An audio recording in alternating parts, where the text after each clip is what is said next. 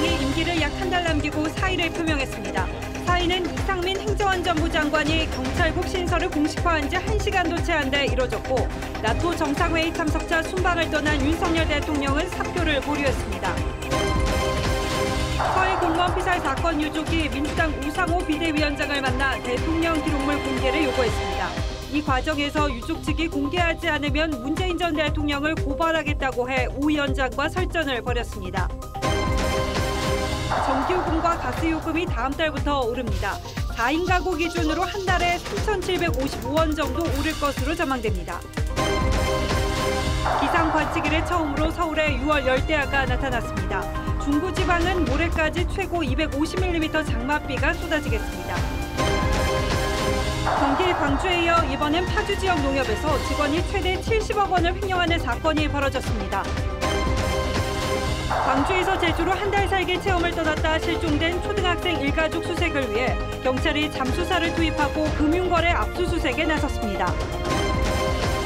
국내 첫 코로나 백신 스카이코비언 멀티주가 조만간 승인될 것으로 보입니다.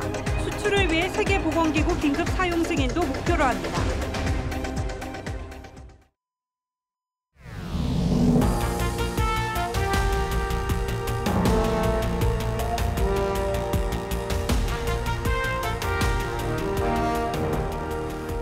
시청자 여러분 안녕하십니까? 뉴스나인의 신동욱입니다. 문재인 정부가 추진한 검경 수사권 조정이 검수완박 법안으로 이어지고 곧이어 정권이 바뀌었습니다. 그러더니 이번에는 새로운 방향의 물줄기가 검수완박 물줄기와 부딪히면서 커다란 파열음을 내고 있습니다. 그 반대 방향의 물줄기는 비대해진 경찰 권력을 그냥 둘 수 없다는 것, 그리고 검수완박이라는 것이 헌법 정신에 맞는 것이었는지 다시 묻겠다는 겁니다. 오늘 뉴스나인은 이 두 개의 큰 물줄기가 어떻게 부딪히고 있는지 그리고 앞으로 어떻게 될 것 같은지 집중적으로 분석하겠습니다. 먼저 경찰 통제 관련 움직임입니다. 며칠 전 예고해드린 대로 행정안전부가 경찰국 신설을 공식화했습니다. 사실상 수사권을 독점하게 된 경찰 권력을 그냥 둘 수 없다는 선언과 같은 것입니다. 신유만 기자의 보도부터 보시겠습니다. 행정안전부는 다음 달 15일까지 경찰국 신설 방안을 마련하겠다고 밝혔습니다. 행안부에 경찰을 지휘, 감독하는 장치를 마련하겠다는 겁니다. 이상민 장관은 법률과 절차를 무시하고 이루어졌던 이른바 행안부 패싱을 바로잡겠다고 강조했습니다. 대통령실에서 경찰을 직접 지휘 통제하는 경우가 비일비재했습니다. 헌법과 법률에 위배하여 행안부를 패싱한 것입니다. 청와대 민정수석실과 치안비서관이 경찰을 직접 지휘 통제하던 기존 방식 대신 지휘체계 중간에 국무총리와 행안부 경찰국이 추가되는 겁니다. 행안부는 경찰 조직이 수사와 정보를 독점해 견제가 필요하다고도 덧붙였습니다. 이 장관은 또 경찰국 신설이 현행법 위반이라 탄핵 사유라는 야당의 주장에 대해 법에 근거한 것이지만 그동안 담당자들이 직무유기를 한 것이라고 반박하기도 했습니다. 행안부는 이밖에 인력 확충과 조직 개편, 처우 개선 등을 담은 관련법 개정에도 착수할 방침입니다. TV조선 신유만입니다. 행안부가 경찰국 신설 방침을 발표하자 김창룡 경찰청장은 곧바로 사표를 냈습니다. 경찰국을 만들겠다는 건 경찰 제도의 근간을 흔드는 것이라고 반발했습니다. 임기가 한 달도 채 남지 않은 데다 며칠 전 인사 문제로 국기문란 논란까지 일으킨 상황이어서 사표를 낸 것 자체는 크게 놀라운 일이 아닙니다. 김창룡 청장의 주장을 들어보시고 이어질 파장도 계속해서 짚어드리겠습니다. 보도에 전정원 기자입니다. 이상민 행정안전부 장관이 경찰국 신설을 공식화한 지 1시간도 채 안 돼 김창룡 경찰청장은 사퇴 기자회견을 열었습니다. 다음 달 23일까지 임기를 26일 남긴 상태였습니다. 저에게 주어진 역할과 책임에 대해 깊이 고민한 결과 현 시점에서 제가 사임하는 것이 최선이라는 판단을 김 청장은 경찰국 신설 등 행안부의 경찰 통제안에 강한 우려도 밝혔습니다. 경찰 제도의 근간을 변화시키는 것으로 폭넓은 의견 수렴과 심도 깊은 검토 및 논의가 필요함을. 하지만 21일 행안부 자문위가 권고안을 발표한 뒤부터 지도력에 타격을 입은 상황. 같은 날 치안감 인사번복 사태가 벌어지고 윤석열 대통령으로부터 질책까지 받았습니다. 아주 중대한 국기문란 아니면은 이거는 어이없는. 김 청장은 마지막으로 지난 주말 이 장관과 1시간 이상 통화하며 설득에 나섰습니다. 하지만 이 장관은 끝내 경찰 통제에 대한 뜻을 굽히지 않았고 김 청장은 사퇴를 결심한 것으로 알려졌습니다. TV조선 전정원입니다. 경찰청장은 물러나겠다고 했지만 대통령은 이 사표를 수리하지 않았습니다. 지난주 치안감 인사 번복 사태를 국기문란으로 규정한 대통령의 발언이 있었던 만큼 사표를 그냥 받을 수는 없는 상황이 됐습니다. 그렇다면 앞으로 어떤 일이 벌어질지 대통령실의 더 자세한 분위기는 홍현주 기자의 설명을 들어보시겠습니다.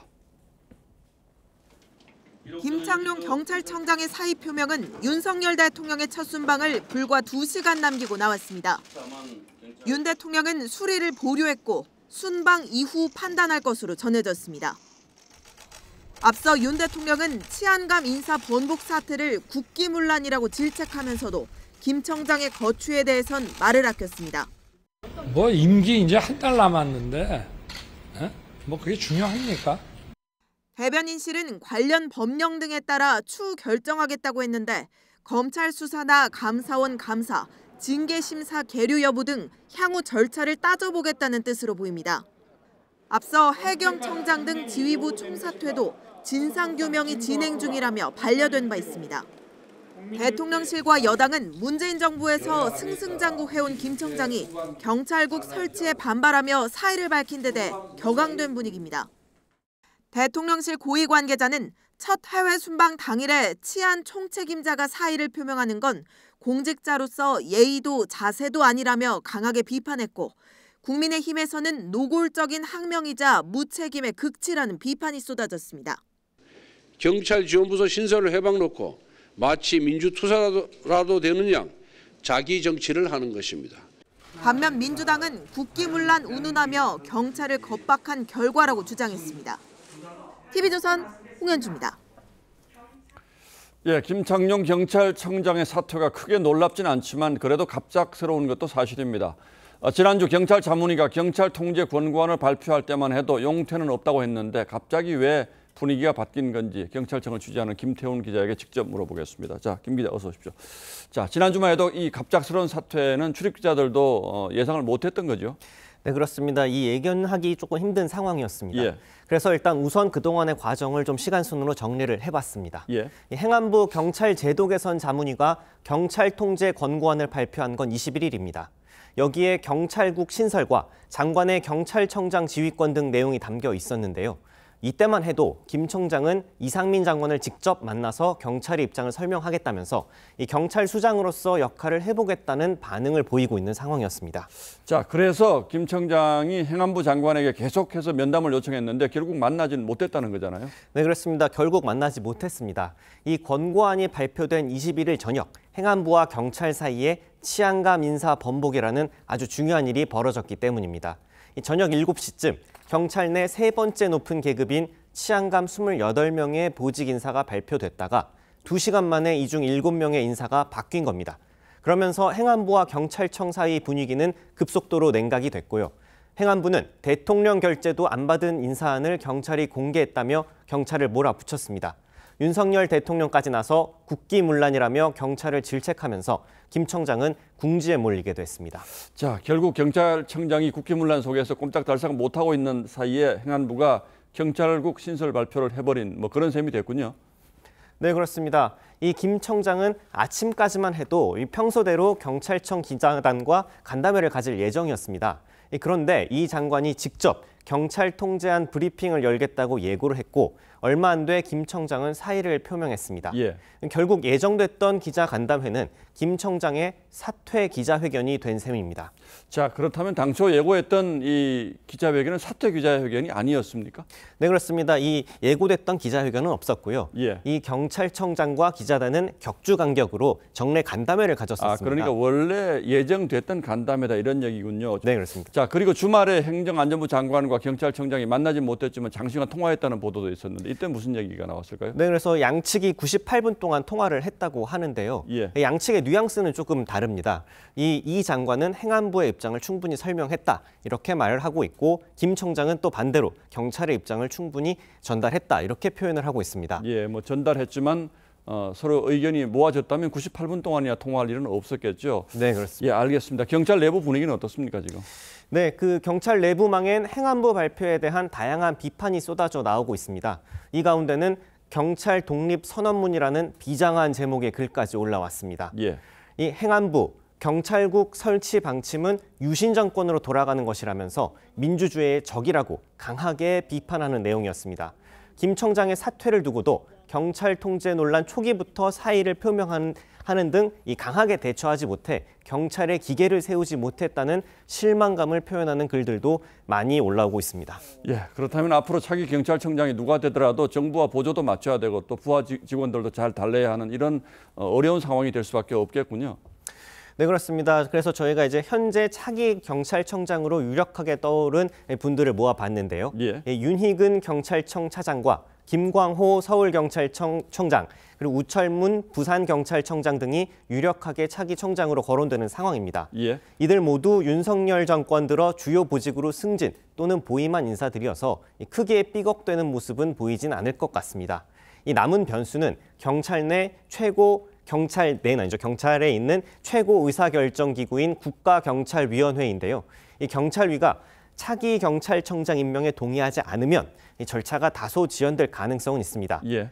다만 그동안 경찰위가 청장 후보를 거부한 적이 없는 만큼 지금 경찰위가 경찰국 신설에 대해서 일부 충돌이 있다고 하더라도 실력을 행사할 수 있을지 없을지는 좀 두고 봐야 한다는 얘기가 나옵니다. 예, 알겠습니다. 뭐 지금 정부가 밀고 가고자 하는 방향은 분명해 보여서 차기 경찰청장이 누가 되더라도 부하 직원들을 어떻게 잘 설득하느냐 이게 중요한 변수가 되겠군요. 예, 김태훈 기자 잘 들었습니다. 예, 뉴스 첫머리에 말씀드린 두 가지 방향의 물줄기 가운데 두 번째, 검수완박 법안 관련 분위기로 이어가 보겠습니다. 법무부가 헌법재판소에 검수완박 법안의 입법 과정과 내용이 헌법 정신에 맞는지 판단해달라고 요청했습니다. 청구인은 한동훈 법무장관입니다. 본인이 직접 헌법재판소에 나가서 검수완박 법안의 부당성을 따지겠다는 의지로 보입니다. 문재인 대통령 퇴임 전에 이 법안을 통과시키기 위해서 민주당이 어떤 일을 했는지는 다 기억하실 겁니다. 그렇다면 이 문제를 둘러싸고 민주당과 한동훈 법무장관이 정면 충돌하는 상황은 이제 피하기가 어렵게 됐습니다. 계속해서 주원진 기자가 보도합니다. 소위 검수완박 법안인 검찰청법과 형사소송법은 4월 30일과 5월 3일 각각 국회를 통과했습니다. 이 과정에서 민영배 의원은 소속인 더불어민주당을 탈당한 뒤 안건조정위에 야당목위원으로 참석했고 법사위도 개입 8분 만에 법안을 가결했습니다. 통과됐음을 선포합니다.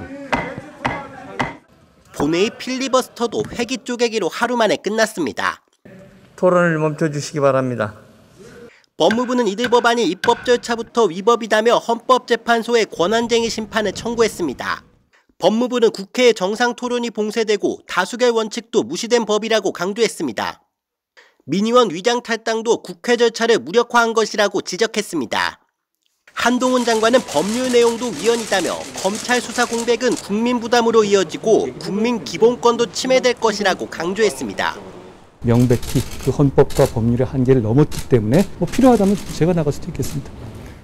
법무부는 이와 함께 9월 10일 시행되는 검수완박법에 대한 효력정지 가처분도 신청했습니다. TV조선 주원진입니다. 예, 다음 뉴스입니다. 북한군에 사살된 뒤 시신까지 불태워진 해수부 공무원의 유족이 민주당 우상호 비대위원장을 만나서 대통령 기록물 공개를 요구했습니다. 민주당이 이 기록물을 공개하지 않으면 문재인 전 대통령을 형사 고발하겠다고 했습니다. 이 사건에 대한 우 위원장의 발언에 항의하는 성격도 있는 방문이었는데 이 자리에서 우 위원장이 유족들에게 언론 플레이하는 것이냐고 했다가 사과하는 일도 벌어졌습니다. 보도에 최지원 기자입니다. 서해에서 숨진 공무원의 형 이래진 씨가 민주당에 공개를 요구한 대통령 기록물은 청와대가 북한의 피격 사실을 인지한 지난 2020년 9월 22일 국방부와 해경, 해수부와 주고받은 자료와 23일 새벽에 열린 NSC 회의록 등입니다. 이 부분은 정쟁의 대상이 아닙니다. 대한민국 국민을 살렸느냐 못 살렸느냐. 대통령 기록물을 열람하려면 국회 재적의원 3분의 2 이상이 동의해야 하는데 민주당만 협조하면 볼 수 있습니다. 1시간가량 비공개로 진행된 면담에서 유족 측은 다음 달 4일까지 기록물 공개 방침을 당론으로 채택하지 않으면 문재인 전 대통령을 형사고발하겠다고 했습니다. 유족 측이 공개 면담을 요구한 데 대해 우상호 비대위원장은 언론 플레이를 하려는 거냐고 했는데 유족 측이 문제를 제기하자 그 자리에서 사과하기도 했습니다. 왜 언론 안 불리게 합니까? 하고 소리 지르시길래 왜 소리 지르세요? 언론 플레이 하시려고 그러세요? 내가 이렇게 한마디 말을 했죠 뭐. 아니 지금 유족이 이렇게 브리핑하는 게 언론 플레이니까 라고 따졌죠. 민주당은 기록물 공개 요구에 당내 TF에서 논의해보겠다는 입장이지만 TF 소속인 윤건영 의원은 볼 필요가 없다며 부정적인 입장을 분명히 했습니다. TV조선 최재원입니다. 국민의힘은 북한의 시신 소각 행위가 있었다는 국방부 발표를 뒤집은 핵심 배우로 서훈 전 국가안보실장을 지목했습니다. 그러면서 서 전 실장이 최근 관광 비자를 받아서 급히 미국으로 갔다며 도망설까지 제기했습니다. 미국에 머물고 있는 서 전 실장은 사실 규명에 협조하겠다며 피하지 않겠다는 뜻을 밝혔습니다. 이태희 기자입니다. 서해 공무원 피살 사건 당시 국방부는 북한이 시신을 불태웠다고 발표한 지 사흘 만에 소각으로 추정된다고 말을 바꿨습니다. 국민의힘은 이를 국기문란으로 규정하고 핵심 배우로 NSC 회의를 주재했던 서훈 전 청와대 국가안보실장을 지목했습니다. 서 전 실장은 대선 직후 1년짜리 연구원 비자를 받아 미국행을 추진했던 것으로 알려졌는데 국민의힘 하태경 의원은 갑자기 관광 비자를 받아 출국했다는 의혹을 제기했습니다. 관광 비자로 급히 나왔다고 합니다. 죄 지은 게 많아가지고 정권 바뀌면 바로 미국 가겠다고 생각한 것 같고요. 하지만 서 전 실장은 한 언론을 통해 미국 싱크탱크 초청으로 미국에 머무르는 것일 뿐이라며 사실 규명을 위해 필요하면 귀국해 협조하겠다고 했습니다. NSC 공문을 국방부에 보낸 당사자로 지목된 서주석 전 NSC 사무처장은 서훈 전 실장의 입장문을 참고해달라며 말을 아꼈습니다. 국민의힘은 서 전 실장 증인 채택과 대통령 기록물 열람 등에 필요한 국회 차원의 국정조사 특위를 제안했습니다. 마침 민주당에서도 이 진실 규명을 위한 TF팀을 만들었다고 하니. 하지만 민주당은 이 제안에 답을 내놓지 않았습니다. TV조선 이태희입니다. 서해 공무원 피살 사건 외에도 윤석열 대통령은 3년 전 문재인 정부가 귀순 의향을 밝힌 북한 어부들을 북송한 사건도 들여다보겠다고 한 바 있습니다. 별다른 물증도 없이 이들을 흉악범으로 단정 짓고 닷새 만에 돌려보낸 건데 북한이 요구도 하기 전에 문재인 정부가 먼저 북송을 제안한 사실이 새롭게 드러났습니다. 이날은 공교롭게도 문 전 대통령이 북한 김정은 위원장을 부산에 초대하는 친서를 보낸 날이기도 했습니다. 보도에 황병준 기자입니다. 2019년 11월 2일 남한으로 넘어온 북한 어선 한 척과 선원 2명이 강제 북송된 건 불과 닷새 뒤였습니다. 오늘 15시 10분경 판문점을 통해 북한으로 추방하였습니다. 그런데 당시 우리 정부가 사흘 만인 11월 5일 북한의 공식 송환 요청을 받기도 전에 북측 인원을 추방하고 선박을 보내겠다고 먼저 제안한 사실이 새롭게 드러났습니다. 불과 사흘간의 조사로 동료 선원 16명을 살해한 흉악범으로 결론짓고 귀순을 받지 않기로 한 겁니다. 북송될 경우 처형 가능성이 높았던 상황이었습니다. Was this thoroughly investigated before they were returned, and is the evidence sufficiently convincing that they committed these crimes? 다만 민주당 윤건영 의원은 흉악범이라는 점 등을 고려해 추방 결정을 한 것이라며 그런데도 북송이 잘못이냐고 따졌습니다. 문재인 정부는 불과 한 달 전 7시간 분량 SI에 딱 한 번 언급되는 월북을 근거로 해수부 공무원의 월북 의도를 발표했지만 납포 첫날부터 귀순 의사를 밝힌 북한 어부들에 대해선 진정성을 인정할 수 없었다고 밝힌 바 있습니다. 정부가 먼저 북송 의사를 물은 당일 문재인 전 대통령은 김정은 위원장을 부산에서 열리는 한 아세안 특별정상회의에 초청하는 친서를 보냈습니다. TV조선 황병주입니다. 한전의 적자 폭이 천문학적으로 커지자 정부가 결국 전기요금을 올리기로 했습니다. 물가에 미치는 영향이 워낙 컸고 보통 사람들에게 주는 체감도가 워낙 높아서 정부도 가장 조심스러워하는 게 바로 이 전기요금인데 더 이상은 버틸 수 없다고 판단한 듯합니다. 인상폭도 적지 않습니다. 더 자세한 설명은 박상현 기자에게 부탁했습니다. 한 차례 연기된 전기요금 인상안. 정부가 결국 요금 인상을 결정했습니다. 3분기부터 1kW 시당 5원을 올리기로 한 겁니다. 다음 달부터 4인 가족 기준 월 평균 1,535원이 인상되는 셈입니다. 정부는 분기당 3원까지 인상할 수 있는 연료비 조정폭을 연간 5원까지 올릴 수 있도록 규정을 바꿔 전기요금을 올렸습니다. 정부 여당은 1분기에만 7조 원을 넘어선 한국전력 적자에 지난 정권에서 전기요금을 억눌러온 상황이 겹치면서 요금 인상이 불가피했다고 말했습니다. 전기요금 인상도 문재인 정권에서 해야 되는데 안 했어요. 딱 한 번밖에 안 했습니다. 잘못은 전 정권이 하고 사과는 이제 새 정권이 하게 됐습니다. 이번 요금 인상으로 1조 3천억 원의 수입이 예상되나 연간 30조 원에 이르는 한전 적자를 메우기엔 턱없이 부족합니다. 이 적자 생각하게 되면 원 인상이라고 하는 게 좀 과하다 생각하지는 않아요. 자구적인 어떤 노력들을 내놔야 될 것 같은데요. 정부는 다음 달부터 도시가스 요금도 메가줄당 1.11원을 인상하기로 했습니다. 4인 가족 평균 월 2,220원 오르는 것으로 전기요금과 가스요금 인상폭을 합치면 월 4,000원에 육박합니다. 고물가 시대에 전기, 가스요금 등 공공요금 동시 인상으로 서민들의 물가 부담은 더욱 커졌습니다. TV조선 박상현입니다. 물가가 너무 오르니까 주유소 가격 안내판에도 자꾸 눈길이 갑니다. 얼마 전 정부가 유류세를 내렸다고 해서 기대를 했습니다만 그게 그거인 것 같다는 분들도 많죠. 기름값이 오를 때마다 정유사만 횡재한다는 얘기도 돕니다. 정부가 그 이유를 조사하기로 했습니다. 송병철 기자가 보도합니다. 현재 유류세 인하 폭은 30%, 다음 달부터는 37%까지 확대됩니다. 하지만 운전자들은 체감하지 못합니다. 그렇죠. 요새 많이 부담을 느끼죠. 아직까지는 실제적으로 체감은 못 느끼는 것 같아요. 상황이 이렇다 보니 정부는 정유업계가 인위적으로 가격을 조정하는지 조사하기로 했습니다. 정유업계의 담합 등 불공정 행위 여부를 점검하고 주유업계에 대한 현장 점검도 강화하겠습니다.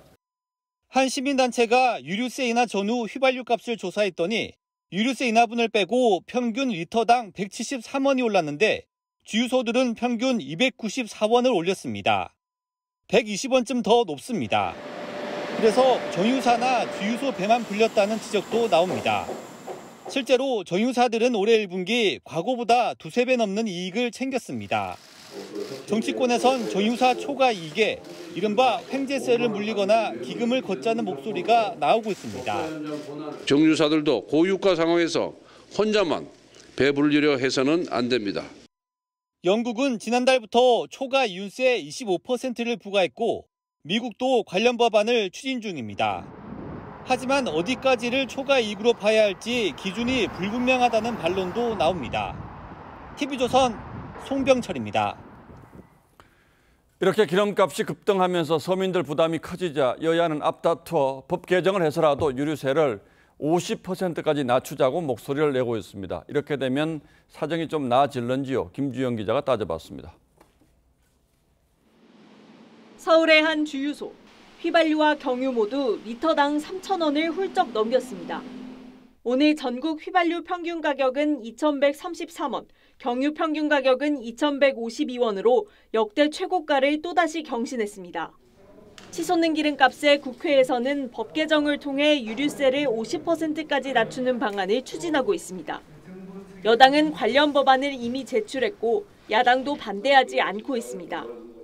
지금 현재 37%까지 인하할 수 있는 유류세를 50%까지 인하 폭을 넓혀주고 여야가 머리를 맞대고 상의할 문제이고 입법과제입니다. 정부는 권한이 확대된다는 점에서 환영하고 있지만 세수 감소를 걱정하는 분위기도 감지됩니다. 탄력세율 범위를 50%까지 확대하면 휘발유 유류세는 리터당 516원에서 368원으로 148원 더 내려갑니다. 기름값이 더 이상 오르지 않는다고 하면 휘발유 값이 2,000원 아래로 떨어지는 겁니다. 현재까지 여야가 국회에 발의한 유류세 감면 개정안만 3건. 하지만 하반기 국회 원 구성이 계속 미뤄지면서 법 개정에는 시간이 걸릴 것이란 전망도 나옵니다. TV조선 김주영입니다.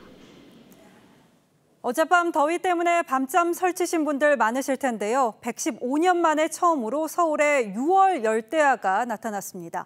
오늘 밤은 좀 나아질지 취재기자 연결합니다. 자, 고서정 기자, 하루 종일 후텁지근했습니다. 오늘 밤에도 서울에 열대야가 이어질까요? 네, 서울의 현재 기온은 27도로 밤사이 24도로 떨어지겠습니다. 기온이 25도를 넘는 열대야 현상은 관측되지 않겠지만 열대야 못지않은 찜통더위가 계속될 전망입니다. 장마전선의 영향으로 습도가 85%까지 올라 체감기온은 더 높겠습니다. 서울은 어젯밤 최저기온이 25.4도를 기록해 기상 관측 이래 115년 만에 처음으로 6월에 첫 열대야가 관측됐습니다. 강릉은 밤 기온이 28.8도로 11년 만에 최고 기록을 경신했고 대전과 수원, 광주, 제주 등 전국 곳곳에서 열대야가 기승을 부렸습니다. 밤에도 기온이 떨어지지 않은 건 장마 전선이 몰고 온 비구름이 복사 냉각 현상을 가로막았기 때문입니다. 서울 외 강릉과 대전, 광주, 대구, 제주 등지는 오늘 밤에도 25도를 넘는 열대야 현상이 예상됩니다. 네, 더위에 습도까지 높아서 불쾌감도 심했는데요. 오늘 밤부터는 장맛비도 많이 내린다죠? 네, 오늘 밤부터 장맛비가 더 굵어지겠고 내일부터 전국 곳곳에서 최대 150mm가 넘는 비가 계속됩니다. 중부지방을 중심으로 시간당 최대 50mm에 이르는 집중호우도 내리겠습니다. 국지적으로 짧은 시간에 강한 비가 집중되기 때문에 침수나 범람 피해에 각별히 주의해야겠습니다. 일부 지역에서는 초속 20m 안팎의 강풍과 천둥, 번개도 동반하겠습니다. 이번 장맛비는 금요일까지 이어지겠고 수도권과 강원 내륙 등지에는 모레까지 사흘 동안 최대 250mm가 예상됩니다. 서울 청계광장에서 TV조선 고서정입니다. 광주에서 제주로 한 달 살기 체험을 떠난 초등학생 일가족에 대한 수색을 위해서 경찰이 잠수사를 투입하는 등 수색 범위를 확대했습니다. 경찰은 실종 일가족이 혹시나 경제적 어려움을 겪었는지 확인하기 위해서 금융거래 압수수색에도 나섰습니다. 박건우 기자입니다. 광주의 한 아파트입니다. 실종된 10살 조윤혜 양 일가족이 살던 곳입니다. 문 앞에는 분홍색 자전거가 먼지투성이로 남았습니다. 조양 가족은 지난해 3월 이 아파트에 입주했지만 이웃과 활발하게 교류하지는 않은 것으로 알려졌습니다. 이웃 주민들은 1년이 넘도록 조양 가족과 이야기를 나누지 못했다고 말합니다. 전혀 몰라.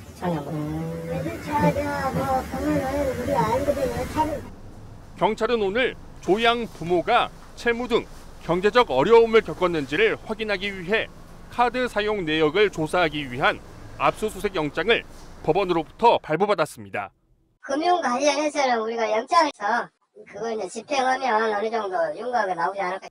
경찰은 조양 가족이 실종된 지 엿새째인 오늘 마지막 휴대전화 신호가 잡힌 완도 송곡항 일대를 집중 수색했습니다. 드론 수색과 수중 과학수사요원을 동원한 수중 수색 등 200여 명을 투입했지만 조양 가족의 흔적을 찾지는 못했습니다. TV조선 박건우입니다. 얼마 전 경기 광주에서 지역 농협 직원이 50억 원대 횡령을 저질렀는데요. 이번엔 경기 파주 지역 농협 직원이 5년 동안 70억 원을 가로챘다가 적발됐습니다. 어떻게 지역 농협은 5년이나 몰랐나 싶으시죠? 횡령 직원은 재고 업무를 담당하는 동시에 감사 업무도 맡고 있었습니다. 고양이한테 생선을 맡긴 꼴입니다. 배상용 기자입니다. 경기 파주의 한 지역 농협입니다. 지난 23일 회계장부 점검 과정에서 이상한 점이 발견됐습니다. 농협 자체 조사 결과 재고 관리를 맡았던 30대 직원 A씨의 소행이었습니다. A씨는 감사 업무를 맡기 시작한 2017년부터 5년 동안 돈을 빼돌렸습니다. A씨는 당초 횡령액을 17억 원이라고 자백했지만 농협 추가조사에서 70억 원대로 불어났습니다.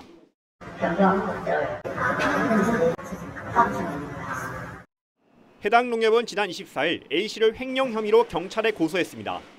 A씨는 횡령한 회사 돈 70억 원 대부분을 코인에 투자했다고 자백했습니다. 하지만 코인 투자는 실패한 것으로 알려졌습니다. 경찰은 A씨가 재고 관리와 감사 업무도 맡은 점을 이용해 그동안 범행을 숨긴 것으로 보고 있습니다. 자기 감사업 담당하니까 수사 진행된 상황 봐가면서 필요하면 해야 되겠죠. 경찰은 A씨를 불구속 입건하고 정확한 횡령 규모와 공범 여부 등을 조사할 예정입니다. 농협중앙회는 오늘 해당 지역 농협에 대한 감사에 착수했습니다. TV조선 배상인입니다. 수업 중 강의실에서 여학생에게 성희롱 발언을 하고 성추행을 한 교수를 이 학교가 해임 처분한 것은 정당하다고 대법원이 판단했습니다. 해임은 지나치다고 봤던 2심 판결을 뒤집은 건데 판단 이유는 권형석 기자가 설명드리겠습니다. 서울의 한 사립대학 A 교수는 여학생들을 성희롱하고 추행했다가 3년 전 해임됐습니다. 대학 조사 결과 수업 중 여학생에게 여자는 허벅지가 붙어야 예쁘다거나 치마가 짧아 남자가 좋아하겠다는 등의 말을 한 것으로 밝혀졌습니다. 여학생 허리를 만지고 손에 입도 맞추게 한 것으로 드러났습니다.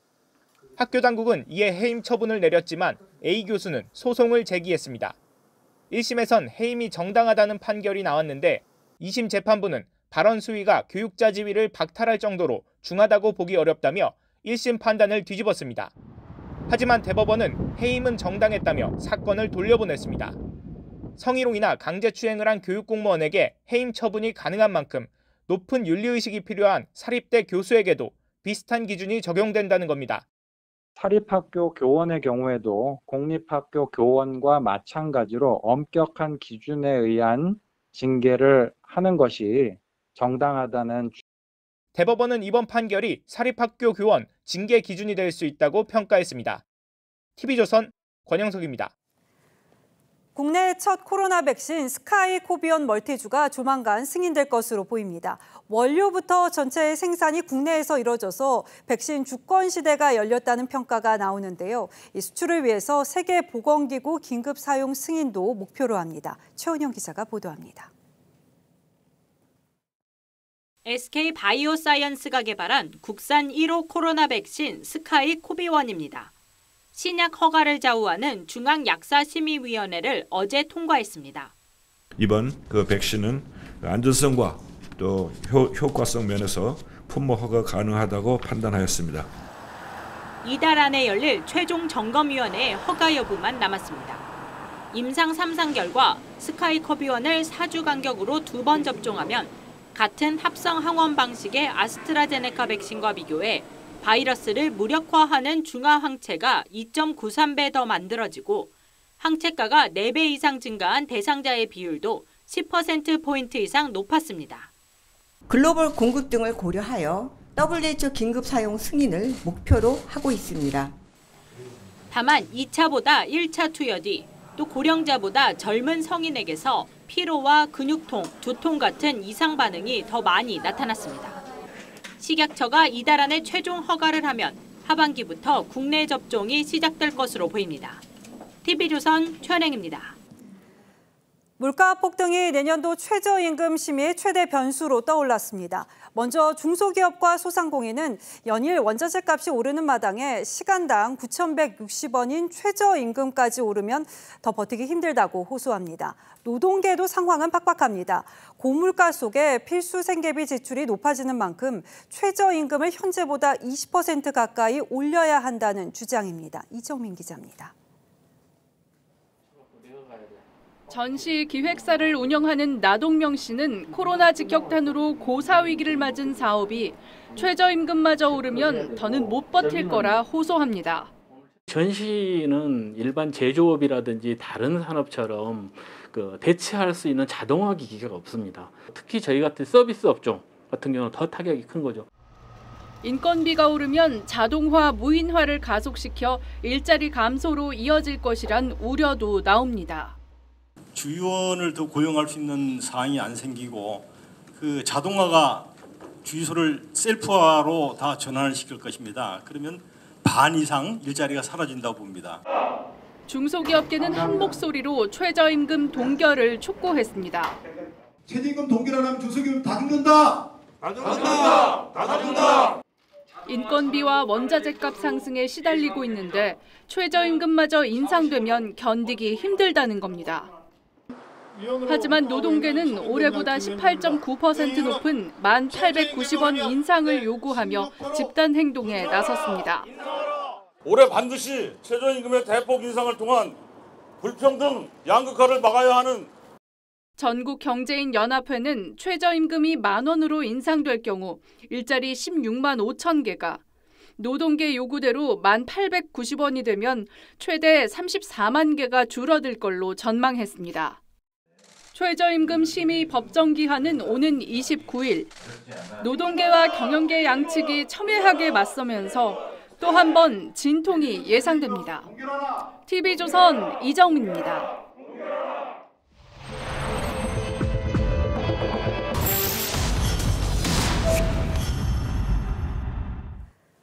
횡성하면 한우가, 또 천안하면은 호두 과자가 떠오를 정도로 지역 명물이 많습니다. 일부러 그 지역을 찾아가서 사 먹기도 하는데 원산지를 따져봤더니 엉뚱한 지역 산물이거나 수입산이기도 했습니다. 왜 이런 일이 벌어지는 건지 소비자 탐사대 안윤경 기자입니다. 한우로 유명한 강원도 횡성의 한 쇠고기 판매점. 간판에도 포장지에도 횡성 한우라고 큼직하게 적어놨습니다. 그런데 쇠고기 등심을 사 산지 이력을 조회했더니 농장과 도축장이 모두 경기도 안성이었습니다. 횡성 한우집에서 샀는데 안성으로 나왔네. 어떻게 된 일인지 매장 주인도 국내산 한우일 뿐 횡성 한우는 아니라고 선뜻 인정합니다.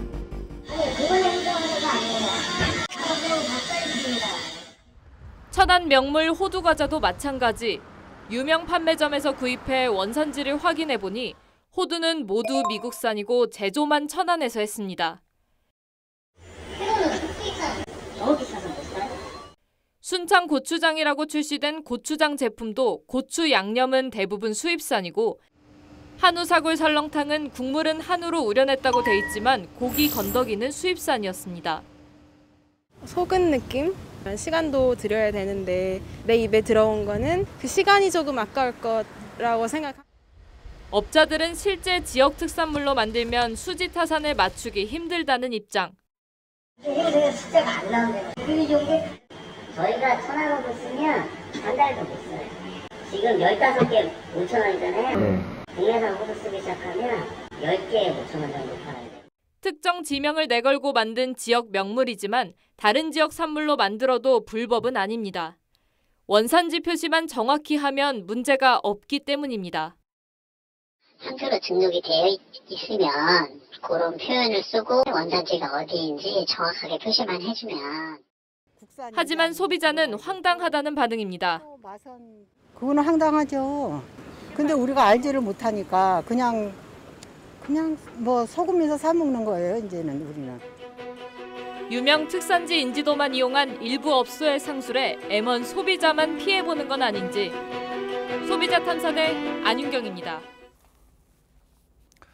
다음 뉴스입니다. 윤석열 대통령이 첫 해외 방문으로 나토 정상회의에 참석하기 위해 출국했습니다. 김건희 여사도 동행했습니다.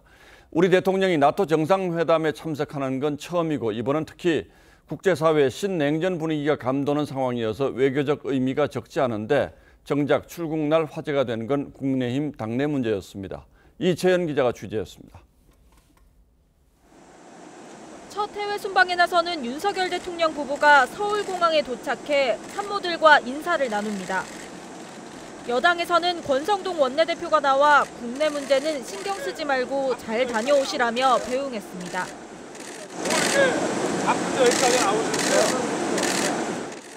박근혜 문재인 전 대통령 첫 순방 때 여당 대표가 공항에 나오는 게 관례였지만 이준석 대표는 참석하지 않았습니다. 배우자 프로그램 참석차 동행하는 김건희 여사는 흰색 원피스 차림으로 윤 대통령의 한 걸음 뒤에서 공군 1호기에 올랐습니다. 윤 대통령은 이번 순방에서 3박 5일 동안 최소 14건의 빡빡한 일정을 소화합니다. 먼저 우리 시각으로 29일 오후 4년 9개월 만에 열리는 한미일 정상회담에선 3국 안보 협력을 논의합니다. 한일 양자회담은 일본 측 국내 사정으로 무산됐지만 환영 만찬 등에서 두 정상이 조우할 가능성은 여전히 있습니다. 또 사흘간 영국 등 9개국과 양자회담을 하는데 체코와 폴란드, 네덜란드 등과는 원전 수출과 반도체 수급 해결 등 경제협력 문제를 논의합니다. 저 역시도 또 우리 정부의 고위 관계자들도 이 원전 세일즈를 위해서 백방으로 뛰겠습니다. 다만 나토 체제에 반발하는 중국, 러시아와의 관계 설정은 순방 뒤 숙제로 남게 될 전망입니다. TV조선 이채연입니다. 지난주 이 시간에 민주당 이재명 의원이 당권 도전 결심을 굳힌 것 같다고 보도해드린 바 있습니다. 김두관 의원을 만나서 잘 도와달라고 부탁한 걸 근거로 말이죠. 그리고 지난 주말 민주당 워크숍이 있었고 바로 오늘 이 후보의 보폭이 커졌습니다. 이 후보가 대표가 되면 당이 쪼개질 거라는 우려도 수면 위로 올라왔습니다. 김아림 기자가 취재했습니다. 이재명 의원은 오늘 권노갑, 문희상 등 상임고문 5명과 함께 비공개 오찬을 했습니다. 오찬에 참석했던 정대철 고문은 TV조선과의 전화통화에서 원로 대부분이 소탐대실 하지 말라며 당대표 출마를 만류했다고 전했습니다. 이 의원은 주말엔 지지자들과 밤늦게까지 SNS 메시지를 주고받기도 했습니다. 당대표 출마를 공식화하기에 앞서 여러 의견을 두루 듣는 모양새를 만들고 있다는 분석입니다. 측근 의원들도 출마에 힘을 싣고 있습니다. 친명계 좌장격인 정성호 의원은 핵심 당원들이 네가 하지 않으면 나도 안 하겠다. 누구는 책임 있으니 나오지 말라는 행태에 분노하고 있다고 했습니다. 원외 지역위원장 협의에도 누구는 안 된다는 식은 안 된다고 가세했습니다. 8월 28일 전당대회에 세대, 계파, 선수의 구분 없이 누구든지 출마하라. 출마를 만류해온 삼선의 김민석 의원은 이대로 가면 당이 깨질 수 있다며 직접 당대표 출마를 선언했습니다. 물밑에서만 나오던 분당론이 공개적으로 거론된 건 2년 뒤 총선에서 반 이재명계가 공천을 받지 못할 거란 위기감이 맞물려 있다는 분석이 나옵니다. TV조선 김하림입니다. 연방대법원이 낙태권 폐기 판결을 내렸지만 미국 사회는 점점 더 혼란스러워지고 있습니다. 찬성과 반대로 갈라져서 진영 싸움처럼 돼버렸는데 여론조사에서는 반대 의견이 조금 더 많았습니다. 유명 인사들은 공개적으로 판결을 비난했습니다. 최우정 기자입니다. 영국에서 열린 세계 최대의 음악 축제. 팝가수 빌리 아일리시가 미국 여성에게 어두운 날이라고 소신을 밝힙니다. 올리비아 로드리고는 낙태권 폐기에 찬성한 대법관들의 이름을 열거하며 많은 여성들이 죽게 될 것이라고 비판했습니다. 테일러 스위프트와 머라이어 캐리는 여성의 신체권을 빼앗겼다며 정말 실망스럽다고 분노했습니다. There's, been a war declared on women. This is only inspiring to us to completely change our tactics, our goals. NBA와 WNBA는 성명을 통해 비판했고 르브론 제임스는 비판 게시물을 공유했습니다. 여론조사에선 대법원 판결을 지지하지 않는다는 의견이 10명 중 6명이었습니다. 민주당은 11월 중간선거에서 정치 쟁점화할 태세입니다. This court has lost legitimacy. I believe we need to get some confidence back in our court. 공화당은 대법원이 보수 우위로 구성된 덕분이라며 지지했습니다. And this is a huge victory for the pro-life movement. President Trump deserves a lion's share of credit here. 낙태를 금지한 주 정부가 직원들의 원정 낙태를 지원하기로 한 기업들을 상대로 소송을 낼 거란 관측도 나옵니다. TV조선 최우정입니다. 콜롬비아의 투장 관중석이 갑자기 무너졌습니다. 숨지거나 다친 관중이 수백 명에 이릅니다. 3층짜리 관중석은 나무로 엮어놓은 게 전부였는데 워낙 경기 방식이 위험해서 중단 요구도 잇따랐던 것으로 전해졌습니다. 송무빈 기자입니다. 사람들이 화가 잔뜩 난 소를 에워싸고 약을 올립니다. 콜롬비아의 전통 투 코랄레합니다. 경기가 한창인데 갑자기 관중석 한쪽이 와르르 무너져 내립니다. 3층짜리 관중석이 순식간에 성냥개비처럼 주저앉습니다. 잔해 속에서 울부짖는 이들. 다른 관중들은 비명을 지르며 혼비백산 달아납니다. 붕괴 사고로 18개월 된 아기를 포함해 최소 4명이 목숨을 잃었습니다. 부상자는 300명이 넘습니다. 코랄레아는 일반 관중들이 참여할 수 있어 위험하다는 지적을 받아왔고 동물 학대라는 비판도 받아왔습니다. 이 지역 주지사는 사고 2시간 전 시장에게 경기 중단을 요청했지만 묵살됐다고 주장했습니다.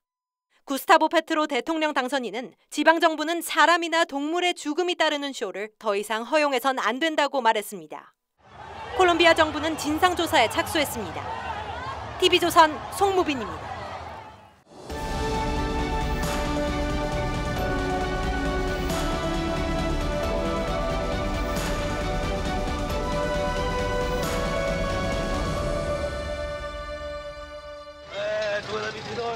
Quando l'antica il rispetto del mio, potete bagnare l'antica come la mia. 100년 전 이탈리아 사람들이 살던 뉴욕 이민촌에서 이 악당은 가난한 동족을 착취하며 군림합니다. 그의 위세에 눌려 사람들은 알아서 기곤하죠. 하지만 젊은 대부만은 비굴한 복종을 거부합니다.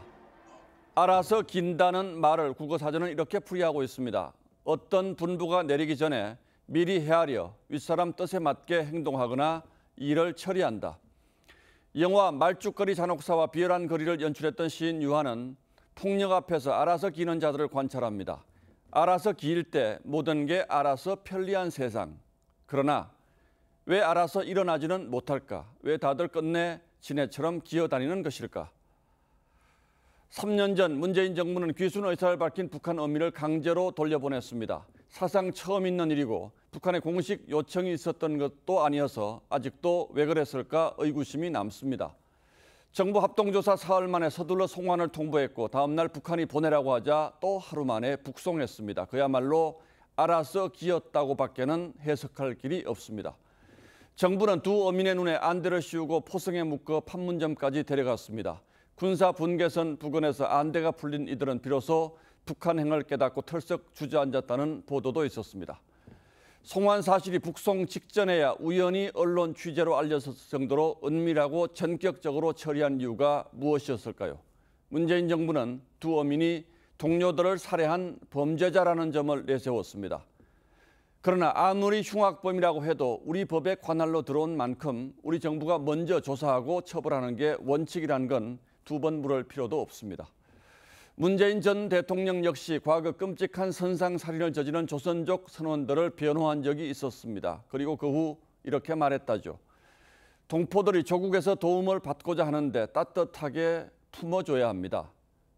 문재인 정부가 하필 김정은 위원장을 부산 정상회의에 초청하는 대통령 친세를 보내면서 북송을 함께 통보한 사실도 새삼 주목받고 있습니다. 이제 뭔가 의문의 퍼즐 조각들이 하나둘 맞춰지는 듯한 느낌이 드는 게 저뿐인지요. 시인은 알아서 기는 자들에게서 약자를 짓밟는 행태를 보았습니다. 그토록 처절하게 알아서 기는 일도 결국 남을 밟고 우뚝 서기 위한 것이라고. 어민 강제 북송과 이대준 씨 서해 피살은 일맥상통하는 무언가가 있습니다. 조지우는 지조론에서 가련한 아첨이란 몸을 굽혀 발을 핥는 것이라고 했습니다. 굴종에 빠지면 나라든 사람이든 영영 허리를 펴지 못하는 법이죠. 6월 27일 앵커의 시선은 알아서 긴 대가였습니다.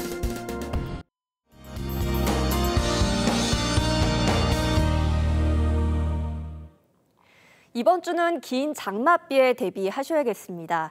일단 모레까지는 전국 대부분 지역에 비가 예상되는데요. 그중 경기와 강원 지역은 내일 밤부터 모레 오전까지 가장 고비가 되겠습니다. 총 250mm가 넘겠고요. 충청 지역도 최고 150mm까지 오겠습니다. 빗줄기는 약해졌다 강해졌다를 반복할 텐데 강하게 내릴 땐 천둥 번개가 동반돼 다소 요란할 수 있겠습니다. 이렇게 비의 양만 봐도 큰 피해가 우려되는데요. 바람까지 강하게 불겠습니다. 중부와 서해안으로는 강풍특보가 내려진 만큼 더 주의하셔야겠습니다. 날이 습한 탓에 밤사이 열대야가 나타나는 곳이 있겠고요. 남부 지역으로는 폭염이 이어지겠습니다. 내일 낮 기온은 전주와 대구가 31도까지 오르겠고요. 강릉과 청주는 30도를 보이겠습니다. 중부 지역은 이번 주 금요일까지 비가 좀 더 길게 이어지겠습니다. 날씨였습니다. 예, 6월 27일 월요일 뉴스9는 여기서 모두 마치겠습니다. 시청해주신 여러분 고맙습니다.